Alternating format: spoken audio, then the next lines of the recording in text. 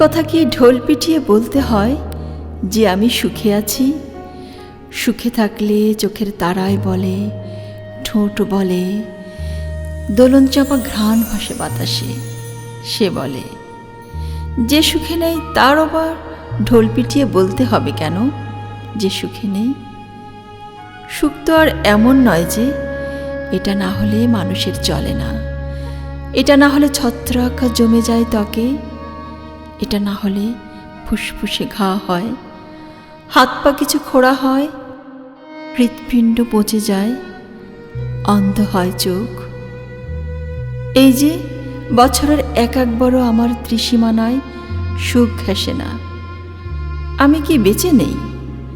যে মেয়েটির গায়ে জামা নেই, গুটিসুটি হয়ে শুয়ে থাকে রেল লাইনের কিনারে, দুদিন ভাত নেই, সেই মেয়েটাকে ভাত, কাপড় আর একটা বাসযোগ্য ঘর দেব বলে আমি হাঁটছি, আমি দৌড়াচ্ছি। এর নাম কি বাঁচা নয়? আমি তো মাঝে মাঝে এরোর কাণ্ড দেখে ঠাঠা হাসি। তারা এরোর খাবার কেড়ে মার্বেল পাথরের ঘরে বসে একা গোগ্রাসে খায়, ভালো কিছু খাবে বলেই বেঁচে থাকে।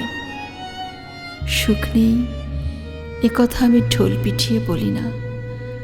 ঢোল পিটিয়ে আমি একথাও বলি না যে আমি খুব একা।